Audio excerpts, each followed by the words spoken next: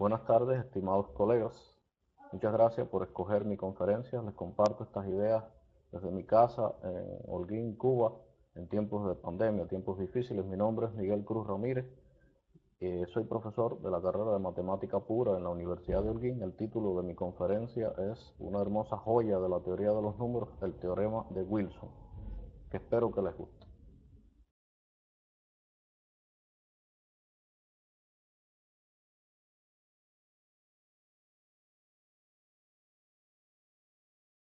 Para escudriñar en la historia de este formidable teorema, qué mejor que la lectura del libro Historia de la teoría de los números del matemático norteamericano Dickson. Dickson nos remonta al libro titulado Meditaciones algebraicas, escrito en 1770 por el matemático inglés Waring. En este libro, Waring refiere que el autor de ese teorema fue precisamente uno de sus alumnos preferidos. Se trata de John Wilson, matemático inglés que vivió entre 1741 y 1793. Su teorema nos dice que si P es un número primo, entonces P menos 1 factorial más 1 es congruente con 0 módulo P. Dicho de otra manera, el sucesor del factorial del antecesor de P es divisible por P. La tabla nos muestra números naturales entre 2 y 20 y cómo para los números que son primos en este intervalo se cumple el teorema.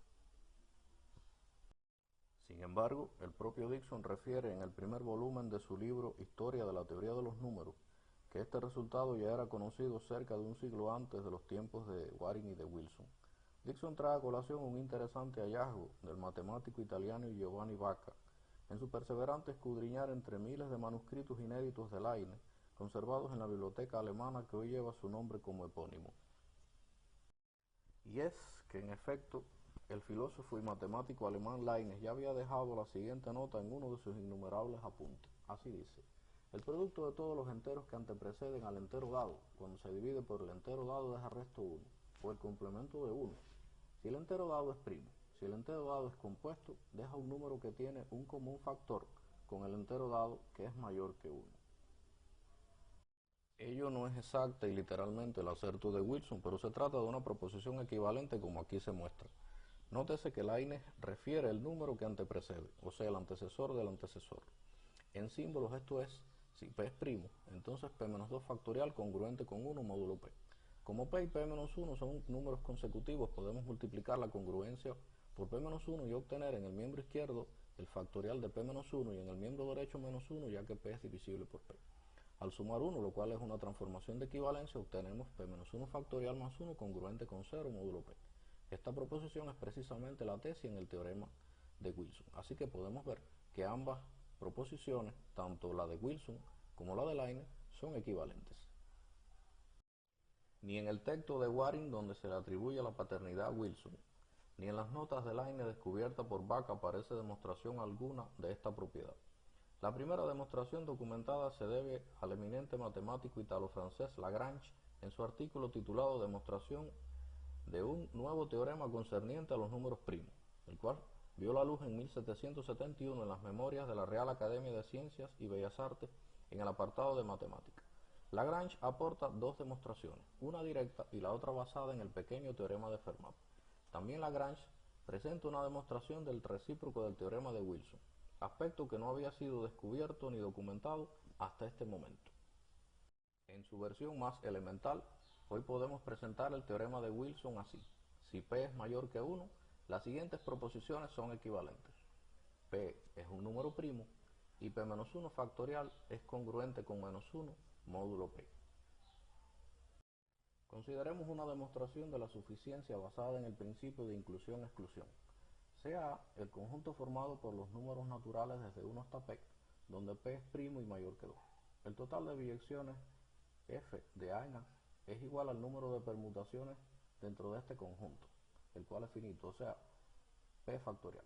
Por otra parte, esta cantidad también puede calcularse por medio del principio de inclusión-exclusión. En efecto, existen P a la P sobre biyecciones f que aplican de A en A. De allí removeremos a las cuales le falta un elemento en el codominio, y el total es P por P menos 1 a la P. Pero precisamente como P es las combinaciones de P en 1, podemos reescribir esta expresión como las combinaciones de P en 1 por P menos 1 a la P. Al remover las funciones a las cuales les falta al menos un elemento en el conjunto de llegada, hemos eliminado también aquellas que carecen de al menos dos, y así sucesivamente. Luego, con base en la inclusión-exclusión, podemos ver que p factorial puede escribirse como una secuencia finita de sumas y restas. En fin, p factorial es la suma desde k igual 0 hasta p, de menos 1 a la k, con las combinaciones de p en k por p menos k a la p. Dividiendo por p y analizando módulo p, resulta p menos 1 factorial igual a 1 sobre p por la suma desde k igual 0 hasta p de menos 1 a la k, por las combinaciones de p en k por p menos k a la p. Resulta que cuando p es primo, las combinaciones de p en k constituyen un número entero divisible por p. Así que en definitiva podemos obtener la siguiente secuencia de proposiciones y la última la vamos a señalar con un asterisco. Con el objetivo de sustituir k factorial en la expresión anterior, observemos lo siguiente. K factorial se puede escribir de esta manera. Menos 1 a la k por un producto que tiene k elementos, desde p menos k, p menos k menos 1 y así sucesivamente hasta p menos 1, congruentes módulo p. Esta congruencia se puede seguir reescribiendo y en definitiva tenemos que k factorial es congruente con menos 1 a la k más 1 por k por p menos 1 factorial sobre p menos k módulo p. Después de sustituir, como comentaba, resulta sucesivamente que p menos 1 factorial es menos 1 a la p más 1 por la suma desde k igual 1 hasta p menos 1, k a la p menos 1 módulo p. Como p mayor que 2 es impar, su sucesor p más 1 será un número par, así que menos 1 a la p más 1 será 1. Aplicando también el pequeño teorema de Fermat, podemos concluir que p menos 1 factorial es congruente con 1 multiplicado por una suma de 1 p menos 1 veces, o sea, p menos 1, lo cual al final es congruente con menos 1 módulo p, como se quería en el teorema. Queremos echar una mirada al Oriente Antiguo y considerar la obra del matemático, físico y astrónomo árabe musulmán Alhazen, que vivió entre el año 965 y el 1040 de nuestra era y nació en Basora, actual Irak. En su trabajo Dudas sobre Ptolomeo, Alhazen nos dice: el deber del hombre que investiga los escritos de los científicos, si su objetivo es conocer la verdad, es convertirse en oponente de todo lo que lee y atacarlo por todos lados. También debe sospechar de sí mismo mientras realiza su examen crítico de él, para evitar caer en prejuicios e indulgencias. Y todavía más, Alhazen en su libro de óptica nos presenta el siguiente problema: encontrar un número tal que si lo dividimos por 2 queda resto 1, si lo dividimos por 3 queda resto 1, si lo dividimos por 4 queda resto 1, si lo dividimos por 5 queda resto 1, si lo dividimos por 6 queda resto 1, si lo dividimos por 7 no queda resto. Como podemos ver, este problema equivale a resolver el siguiente sistema de congruencias: x congruente con 1 módulo m sub i y x congruente con 0 módulo p, donde p es un número primo y las m sub i están entre 1 y p menos 1 contando ambos valores. Se trata de un caso particular del teorema chino de restos. Existen dos argumentos que da Alhazen. El primero lo denomina canónico o normal, el cual sirve para encontrar una solución de su sistema. En realidad, este método está basado en el teorema de Wilson. En efecto, si p es un número primo, entonces el producto desde 2 hasta p menos 1 más 1 deja resto 1 en la división por 2, 3 hasta p menos 1 y resto 0 en la división por p. Y Alhazen nos dice: multiplicamos los números mencionados que dividen al número pensado, uno por otro. Adicionamos 1 al producto. Este es el número pensado. Quiero decir, multiplicamos 2 por 3, el producto por 4, entonces el producto por 5 y finalmente el producto por 6. Entonces adicionamos 1 al producto. Este es el número pensado, decía Alhazen. En fin, x es el producto de 2 por 3 por 4 por 5 por 6 más 1, o sea 721. Observemos que 721 deja resto 1 tanto en la división por 2 como por 3, 4, 5 y 6. Y además deja resto 0 en la división por 7. Pero Alhazen no deja sus comentarios así y da un segundo argumento. Él nos dice, podemos encontrar el número pensado por otro método, el cual es aquel por medio del cual mostramos que este problema tiene varias soluciones e incluso una infinidad de soluciones. Para sostener su criterio, Alhazen muestra un algoritmo compuesto por 5 pasos. En el primero hallamos el mínimo común múltiplo de los números referidos y obtenemos 60. Luego calculamos el resto de este valor en la división por 7 y resulta 4. En tercer lugar buscamos un múltiplo de 7 tal que si le sustraemos 1, el resto sea divisible por 4. Alhazen está convencido de su aseveración y así nos cuenta. Existen muchos números que satisfacen esta propiedad. El método para encontrarlos es tomar 7, sustraer 1 y el resto es 6. Sumar luego 7 sucesivamente hasta obtener un múltiplo de 4. Si adicionamos 1 al número encontrado, este será divisible por 7. Veamos que 7 menos 1 es 6, y al sumar 7 un par de veces obtenemos 20, que es múltiplo de 4 y su sucesor es divisible por 7. De igual manera, si a 20 le sumamos una vez 7 4 veces, obtenemos 48, y el sucesor, que es 49, también es divisible por 7. Si a 20 le sumamos 2 veces 7 por 4, obtenemos 76, y nuevamente el sucesor, que es 77, es congruente con 0 módulo 7, tal como Alhazen cuenta.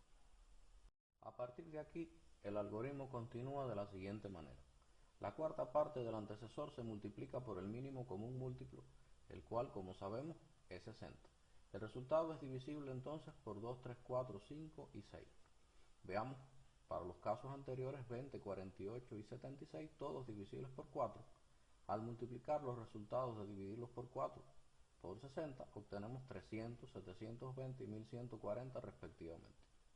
Todos estos valores son divisibles por 2, 3, 4, 5 y 6, como sabemos el mínimo común múltiplo obtenido.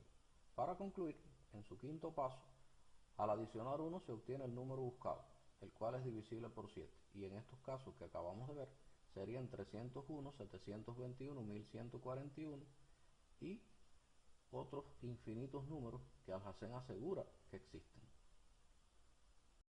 Detrás de los planteamientos de Alhazen se esconde el siguiente fundamento matemático. Se trata de resolver un sistema de congruencias lineales cuya solución es el conjunto de valores x de la forma m por v sub 0 más pk más 1, donde m es el mínimo común múltiplo de los números entre 2 y el antecesor de p, incluyendo ambos valores, y v sub 0 es la solución positiva mínima de una ecuación diofántica de la forma PU menos RV igual 1, donde U y V son variables.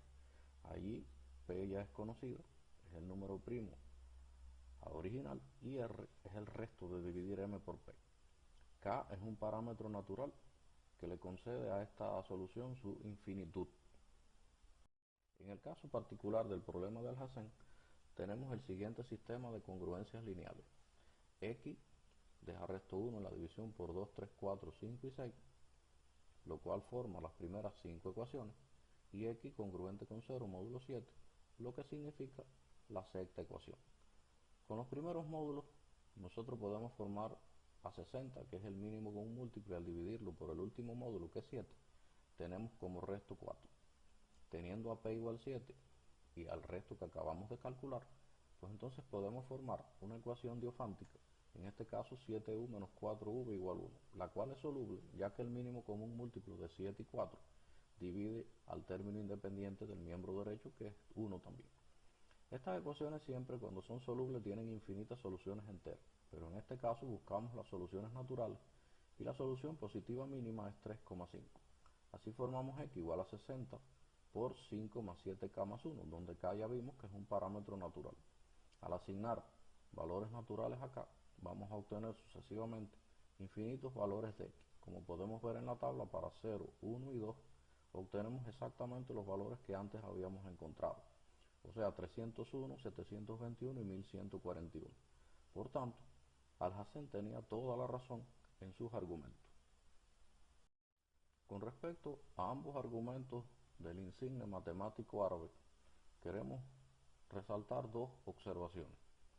En primer lugar, Alhazen garantiza la existencia de una solución con ayuda del teorema de Wilson sin mencionar de manera directa esta propiedad. De hecho, se presenta como un hecho corriente, sin ejemplificación ni siquiera con argumentación. En segundo lugar, las herramientas para comprobar la infinitud de soluciones tienen como trasfondo el teorema de Bezout. Tampoco se demuestra, pero se describe y ejemplifica con ciertos detalles. Muchos investigadores y filósofos de la ciencia resaltan la figura de Alhazen como uno de los precursores del método científico en la ciencia moderna. Obviamente no especulaba cuando hacía uso de lo que hoy conocemos como teorema de Wilson y teorema de Bezout. Sin dudas para él eran verdades apodícticas, hechos conocidos que bien podía aplicar en sus razonamientos. La imagen de fondo nos muestra un óleo presentado recientemente en una exposición organizada en su memoria. Nos muestra el insigne científico cuando viaja a Egipto, creyendo poder represar el Nilo, reto que reconoció le era imposible al constatar las condiciones reales del imponente río. Sin embargo, hay un detalle de fondo que es justo señalar. Alhazen llegó a Egipto con unos 40 años cumplidos, y el científico del dibujo tal vez aparenta ser un poco más joven. Sin embargo, se trata de una obra muy expresiva, en el sentido de que muestra lo allí acontecido. Cuando Alhazen llega al río, realmente se sorprende de que sus cálculos no le permitían resolver el problema de construir una represa.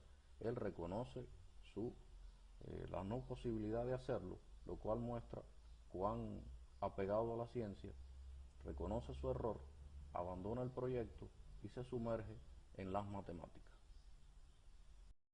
Para argumentar que el teorema de Wilson estaba al alcance de los tiempos de Alhazen, nos basaremos en una reflexión del historiador Roshi Rachet del Centro Nacional de Investigación Científica en París, Francia.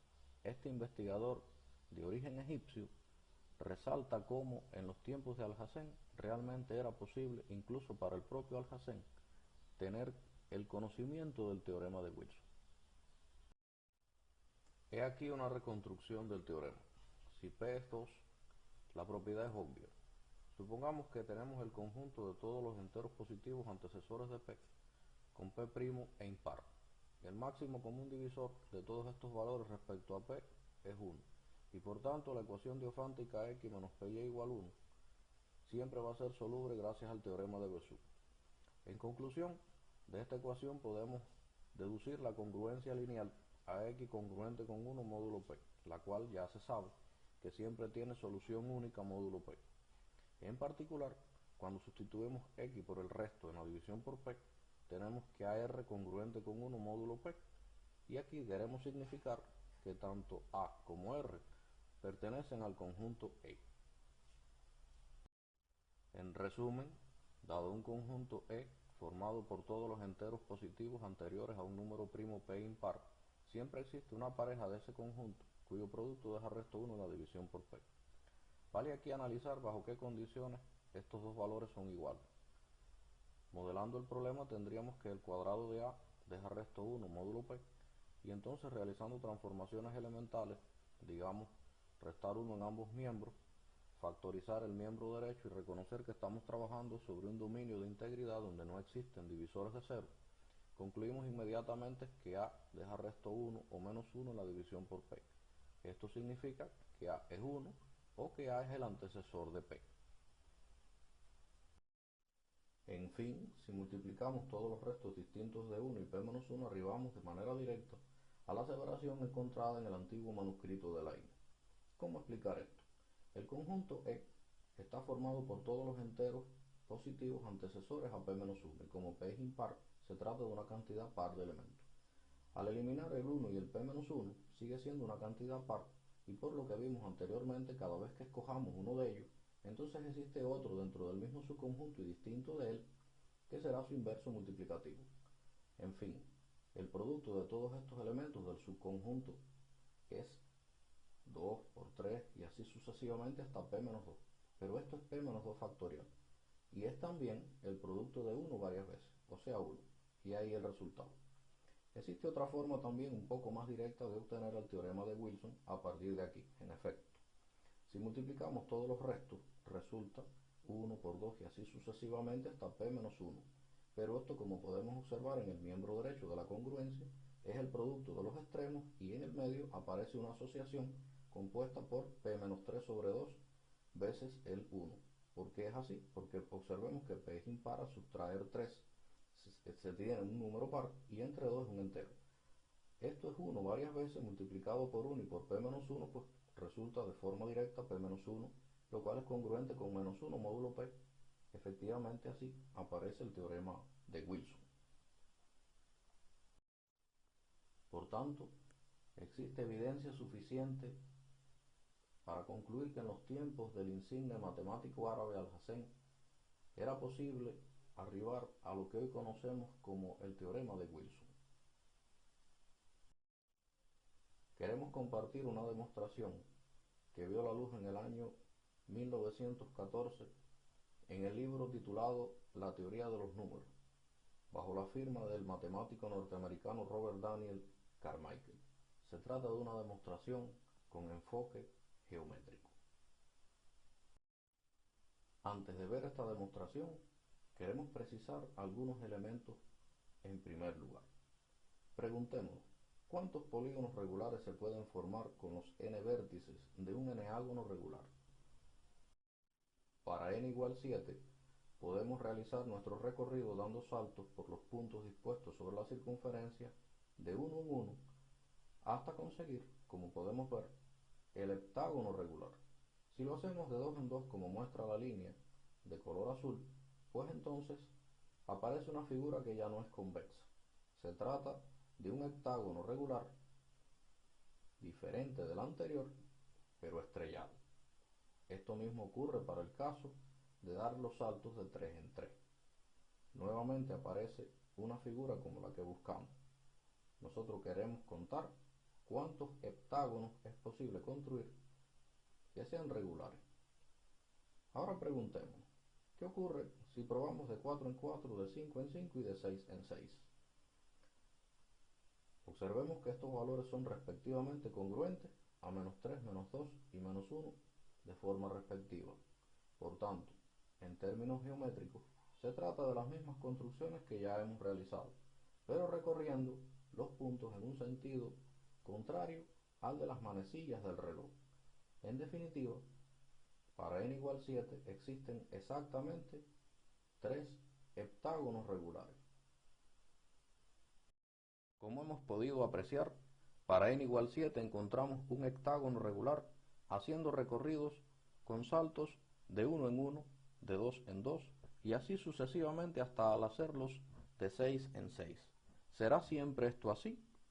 Para el caso n igual 12, si los saltos los realizamos de 1 en 1 y de 5 en 5, se forman sendos dodecágonos regulares, uno convexo y otro estrellado, como puede verse en la figura de la izquierda. Ahora, si los saltos los hacemos de 2 en 2, de 3 en 3 y de 6 en 6, entonces se obtienen respectivamente un hexágono, un cuadrado y un triángulo equilátero. Todos son regulares, pero ninguno es un dodecágono, o sea, ninguno de ellos consigue los 12 lados. Razonando por congruencias, podemos convencernos de que no existen otros polígonos regulares para n igual 12. ¿Qué ocurre en esencia? Pues bien, si n es primo, tendremos un polígono convexo o bien polígonos estrellados, a saber, todos regulares. Antes de pasar a la demostración de Carmichael, podemos preguntarnos de cuántas formas se puede disponer un n-ágono irregular sobre los n puntos. Aquí en la figura tenemos el caso n igual 7 y estamos en presencia de un heptágono irregular, además no convexo. Si lo hacemos girar en el sentido contrario a las manecillas del reloj, al observar el recorrido de cada uno de los puntos, podemos convencernos de que existen 7 disposiciones posibles para la figura que habíamos construido inicialmente. Por tanto, en sentido general, vamos a tener por rotación n n-ágonos irregulares. Con base en estas reflexiones, Ya estamos en condición de pasar a analizar la demostración dada por Carmichael. En plena conexión con la idea geométrica, necesitamos a P mayor que 2. Obviamente con dos puntos no podemos conseguir una poligonal cerrada, y hay aquí una armonía entre la idea algebraica y la idea geométrica. Para P mayor que 2 y primo, nos preguntamos en primera instancia cuántos peágonos coinciden con los vértices de un peágono regular. Existen P formas de escoger el primer punto, P-1 forma de escoger el segundo, y así sucesivamente hasta el final, donde existe una sola manera de seleccionar el último punto.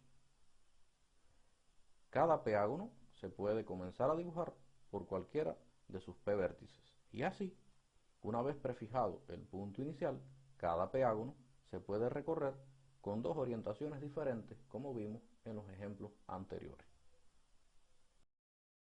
Por tanto, si P es un primo impar, a la pregunta sobre cuántos peágonos coinciden con los vértices de un peágono regular, podemos responder con base en el cálculo de un cociente. En el numerador tomamos el factorial de P con el argumento antes visto sobre las posibilidades de ir seleccionando sucesivamente los puntos en una construcción. A este valor lo dividimos por 2P para no repetir los dos modos de hacer un mismo recorrido y las P maneras de comenzar la selección de los vértices. En fin, el total es P-1 factorial sobre 2. Formulemos ahora una segunda pregunta. ¿Cuántos de estos peágonos son regulares? Como P es primo, se pueden dibujar tomando los vértices de 1 en 1, de 2 en 2 y así sucesivamente hasta el último entero que no supera la mitad de P. Al tomar los vértices de 1 en 1, se forma un polígono convexo. En los restantes casos, se forman polígonos estrellados y todos regulares. En fin, este segundo total es justamente la mitad de P-1. Ya antes vimos que cada peágono irregular se puede disponer de P formas por rotación, así que su cantidad siempre será divisible por P. Por tanto, la diferencia de los totales que acabamos de calcular es precisamente un número divisible por P, porque se trata del número de peágonos irregulares. Aquí podemos ver que esa diferencia será congruente con 0 módulo P, y realizando transformaciones muy sencillas, obtenemos inmediatamente el teorema de Wilson. Por tanto, por un camino eminentemente geométrico, hemos arribado al mismo resultado. Hemos visto hasta aquí en qué consiste el teorema de Wilson, cuáles son sus orígenes y algunos modos de demostrarlo con reflexiones de naturaleza aritmética, combinatoria e incluso geométrica. Pasaremos ahora a explorar sus generalizaciones. En realidad la literatura hoy muestra notables progresos que demarcan caminos de generalización con elevada complejidad matemática. Nos vamos a referir a una demostración publicada por Gauss en su formidable obra Disquisitiones Arithmeticae, que vio la luz en la alborada del siglo XIX, allá en el año 1801. El teorema de Gauss nos dice: sea P sub n el producto desde k igual 1 hasta n de k, donde el máximo común divisor de k, n es 1. O sea, vamos a coleccionar todos los k que son primos relativos con n desde 1 hasta n y los vamos a multiplicar. Dice Gauss, entonces, para todo primo P mayor que 2, se tiene que P sub n es congruente de la siguiente manera. Congruente con 0 módulo 1, obviamente, para n igual 1. Congruente con menos 1 en la división por n, para n igual a 4, a P a la alfa y 2 por P a la alfa, donde alfa es un entero positivo, y congruente con 1 módulo n en cualquier otro caso.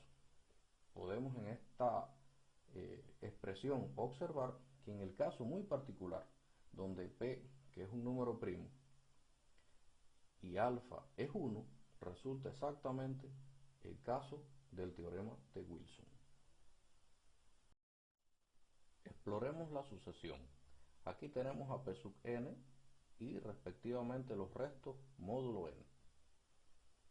Por ejemplo, si n es 18, que es el duplo de la potencia 3 al cuadrado, donde 3 vemos que es primo, resulta que P sub 18 es 5 por 7 por 11 por 13 por 17, o sea, 85.085.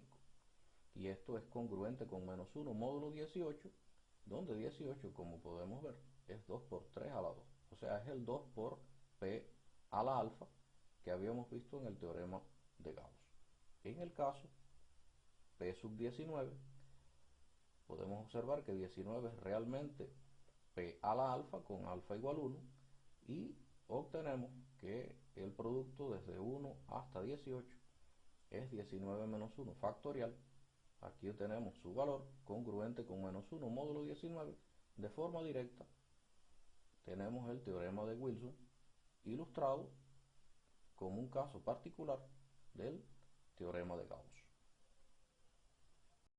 Para concluir nuestra exposición sobre este hermoso resultado de la teoría de los números, queremos significar su enorme importancia en la solución de ejercicios y problemas de las matemáticas elementales y muy particular y especialmente en las Olimpiadas de Matemáticas. He aquí 3 ejemplos donde la aplicación del teorema de Wilson es muy sugerente. Sea un entero, tal que la suma desde 1, un medio, un tercio y así sucesivamente hasta 1 sobre 23 produce a sobre 23 factorial. El problema consiste en encontrar el resto de dividir el numerador a por 3. Este problema apareció en el año 2002 en la Liga de las Regiones Norteamericanas de Matemáticas.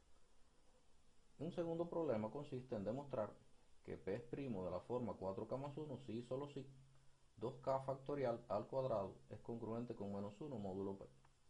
Y además, un tercer problema, si tomamos un primo impar, tal que P es de la forma 2Q más 1, entonces se pide probar que Q factorial al cuadrado más menos 1 a la Q es divisible por P.